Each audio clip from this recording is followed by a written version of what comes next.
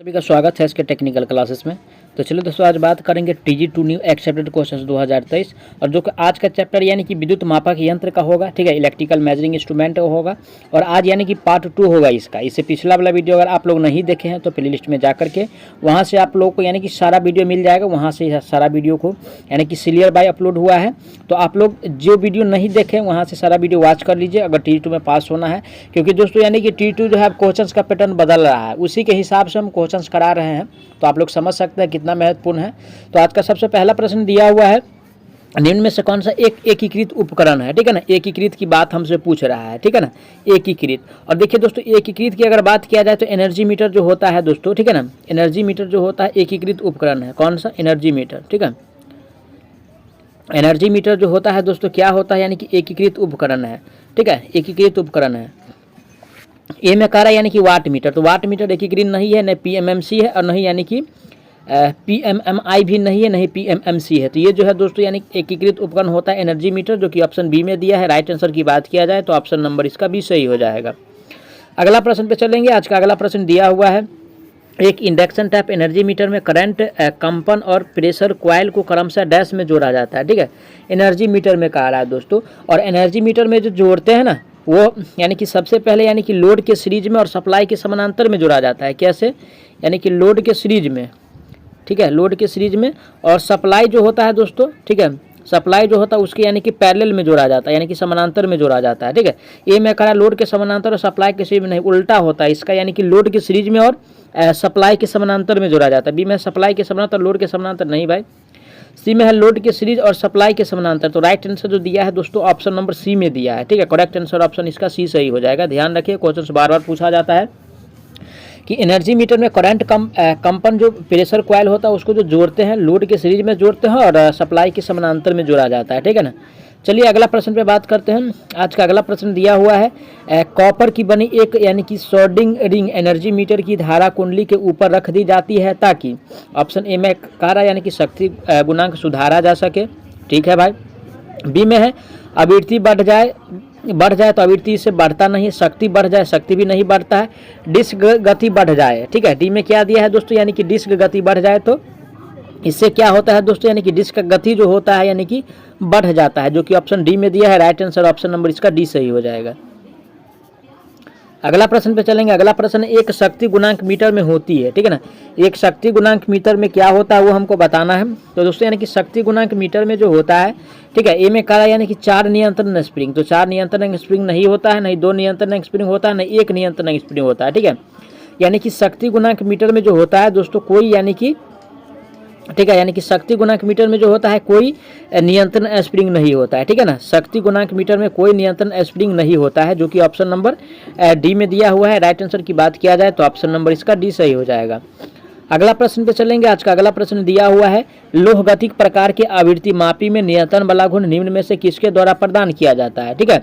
यानी कि नियंत्रण बला गुण जो प्रदान किया जाता है किसके द्वारा प्रदान करते हैं वो हमको बताना है, ठीक है ना। ऑप्शन ए में कह रहा है यानी कि स्प्रिंग विधि के द्वारा, ठीक है भाई, इसके द्वारा तो प्रदान किया जाता है। गुरुत्वाकर्षण नियंत्रण के द्वारा भी किया जाता है, तो ए और विधि दोनों है, डी भी पढ़ लेते हैं। टॉर्क को नियंत्रित करने में कोई व्यवस्था नहीं होती है। ये बात तो क्या कह रहा है, एक क्वेश्चन फिर से पढ़ते हैं। लोहगति प्रकार के आवृत्ति मापी में नियंत्रण बला गुण निम्न में से किसके द्वारा प्रदान किया जाता है। तो दोस्तों स्प्रिंग नियंत्रण विधि द्वारा भी प्रदान करते हैं और गुरुत्वाकर्षण विधि द्वारा प्रदान करते हैं। तो दोनों विधि के द्वारा यानी कि प्रदान किया जाता है, ठीक है। राइट आंसर ऑप्शन इसका सी सही हो जाएगा, क्योंकि हमको ही बताना था कि जो प्रदान किया जाता है किसके द्वारा प्रदान करते हैं, ठीक है। अगला प्रश्न पे चलेंगे। आज का अगला प्रश्न दिया हुआ है, एक उपयंत्र का टॉर्क और भार का अनुपात दर्शाता है, ठीक है ना। एक उपयंत्र का टॉर्क और भार का अनुपात जो दर्शाएगा दोस्तों वो क्या दर्शाएगा वो हमको बताना है, ठीक है।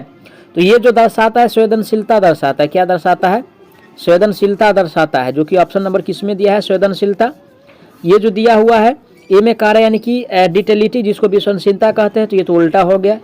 उसके बाद श्यानता नहीं होता, ना यथार्थता होता है। ये जो होता है दोस्तों संवेदनशीलता, जो कि ऑप्शन सी में दिया है। करेक्ट आंसर ऑप्शन इसका सी सही हो जाएगा। ओके, अगला प्रश्न पे चलेंगे। अगला प्रश्न दिया हुआ है, निम्नलिखित में से कौन सा मीटर यानी कि समकालन प्रकार का यंत्र है, यानी कि समकालन कह रहा है, ठीक है, यानी कि समकलन कह रहा है। और दोस्तों यानी कि समकालन प्रकार का जो यंत्र है वो हमको बताना है।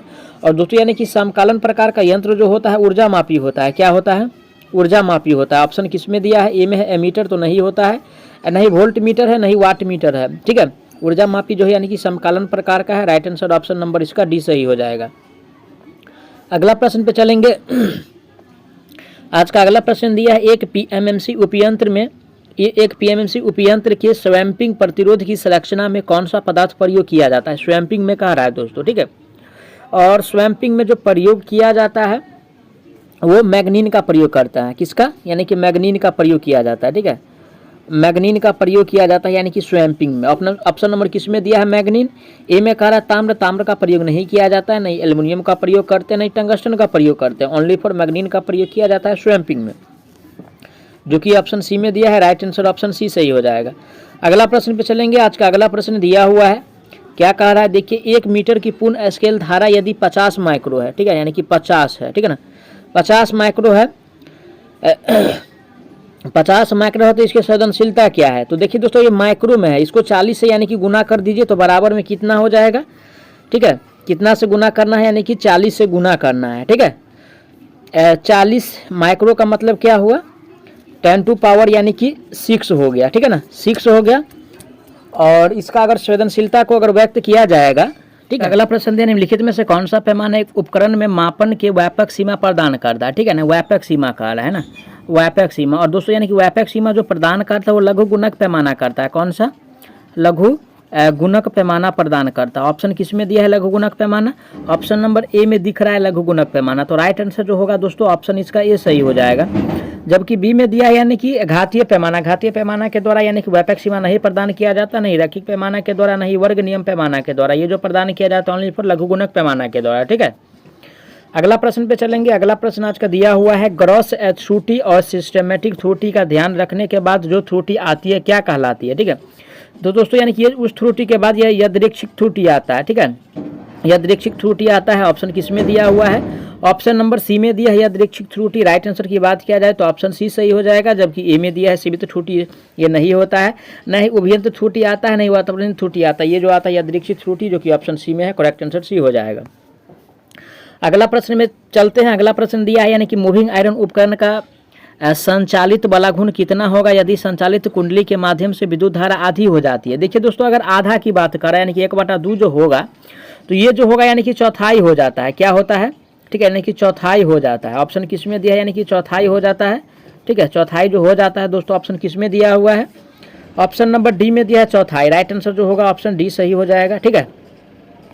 अगला प्रश्न पे चलेंगे। अगला प्रश्न आज का दिया हुआ है यानी कि अपयंत्र में विक्षेपण आघूर्ण डैश से उत्पन्न होता है, ठीक है। अपयंत्र में जो विक्षेपण आघूर्ण होता है वो किससे उत्पन्न होता है। तो दोस्तों यानी कि ये जो उत्पन्न होता है अवक्षेपण में जो आघूर्ण होता है।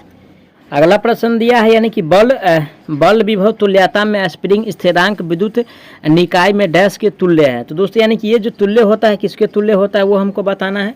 और ये जो तुल्य होता है धारिता के व्युत्क्रमानुपाती होता है। क्या होता है, धारिता के व्युत्क्रमानुपाती होता है, जो कि ऑप्शन नंबर डी में दिया है। राइट आंसर ऑप्शन इसका डी सही हो जाएगा। अगला प्रश्न पे चलेंगे। आज का अगला प्रश्न दिया हुआ है यानी कि चल कुंडलन यंत्र निम्नलिखित में से किसका प्रकार है। चल कुंडल कह रहा है ना, चल कुंडल।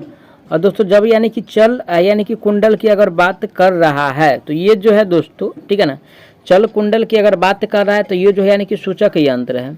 किस प्रकार का यंत्र है, सूचक यंत्र है। ये में कह रहा है एकीकृत यंत्र तो एनर्जी मीटर होता है, प्रारंभिक यंत्र नहीं होगा, रिकॉर्डिंग यंत्र नहीं होगा, ठीक है ना, ये रिकॉर्डिंग यंत्र नहीं है, ये जो है सूचक यंत्र, जो कि ऑप्शन डी में है। राइट आंसर ऑप्शन नंबर इसका डी सही हो जाएगा। अगला प्रश्न पे चलेंगे। आज का अगला प्रश्न दिया हुआ है चल लोह माप यंत्र का पैमाना होता है। किसका कह रहा है दोस्तों, चल लोह का कह रहा है।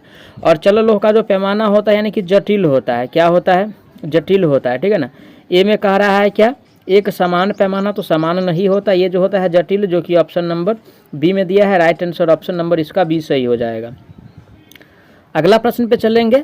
आज का अगला प्रश्न जो दिया हुआ है यानी कि माइक्रो एम्पियर मूवमेंट वाले वोल्टेज की संवेदनशीलता कितनी है, यानी कि माइक्रो एम्पियर वाला कह रहा है, ठीक है। और माइक्रो एम्पियर वाला का जो संवेदनशीलता होता है वो हमको बताना है। और इसका यानी कि संवेदनशीलता जो होता है दोस्तों ये होता है यानी कि 5000 ओम वोल्ट होता है, ठीक है। कितना है 50,000 ओम वोल्ट होता है, ठीक है, 50,000 ओम वोल्ट होता है, जो कि ऑप्शन नंबर डी में है। राइट आंसर की बात किया जाए ऑप्शन नंबर इसका डी सही हो जाएगा। बहुत ज़्यादा होता है तो ध्यान रखिएगा, क्वेश्चन इस बार एग्जाम में आना ही है कोई भी शिफ्ट में। अगला प्रश्न पे चलते हैं। अगला प्रश्न है क्यू मीटर डैश सिद्धांत पर कार्य करता है, ठीक है ना। क्यू मीटर जो है किसके सिद्धांत पे कार्य करता है? तो दोस्तों ये जो कार्य करता है श्रेणी अनुनाद के, ठीक है ना, श्रेणी अनुनाद के सिद्धांत पे ये कार्य करता है, जो कि ऑप्शन किस में दिया हुआ है? ऑप्शन सी में है। राइट आंसर की बात किया जाए तो ऑप्शन नंबर इसका सी सही हो जाएगा। आज का नेक्स्ट प्रश्न दिया हुआ है, यानी कि 2 वाट मीटर विधि में यदि लोड प्रतिरोध संतुलित होता है तो दोनों वाट मीटर के बीच संबंध डैश होगा, ठीक है। देखिए अगर दोनों संतुलित है तो W1 बराबर में यानी कि W2 होगा, अगर संतुलित नहीं है तो बराबर नहीं होगा, तो W1 बराबर W2 ऑप्शन ए में दिया है। Right answer option number A इसका सही हो जाएगा। अगला प्रश्न पे चलेंगे। आज का अगला प्रश्न दिया हुआ है, निम्न में से कौन सी सबसे अधिक इस्तेमाल की जाने वाले विशिष्ट एक फेज ऊर्जा मीटर की मापी इकाई है? तो देखिए दोस्तों ऊर्जा मीटर कह रहा है, और ऊर्जा मीटर को किलोवाट घंटा में मापते हैं ना, जिसको एनर्जी मीटर कहा जाता है। ये एकीकृत प्रकार का उपकरण है, ठीक है, एकीकृत प्रकार का उपकरण है। ऑप्शन किस में दिया है? एनर्जी किलोवाट घंटा, ए में ERG दिया है, तो ये तो नहीं होता, नहीं जूल होता है, नहीं वाट होता है, ये जो है दोस्तों किलोवाट घंटा, जो कि ऑप्शन सी में है। राइट आंसर ऑप्शन इसका सी सही हो जाएगा। अगला प्रश्न पे चलेंगे। आज का अगला प्रश्न दिया हुआ है, प्रेरण प्रकार के ऊर्जा मीटर की दाब कुंडली उच्च प्रेरकीय होती है, ठीक है ना। प्रेरण प्रकार का जो होता है दाब कुंडली उच्च प्रेरकीय यानी कि उच्च प्रेरकीय होती है, वो उसमें क्या होता है वो हमको बताना है, ठीक है ना। ए में कह रहा है क्या? ए में कह रहा है यानी कि उच्च प्रतिरोधीय, तो प्रतिरोधीय नहीं होता है दोस्तों, यानी कि उच्च प्रेरकीय होता है। क्या होता है? उच्च प्रेरकीय होता है, ठीक है। ऑप्शन किस में दिया है? ऑप्शन नंबर बी में दिया है। राइट आंसर की बात किया जाए तो ऑप्शन नंबर इसका बी सही हो जाएगा।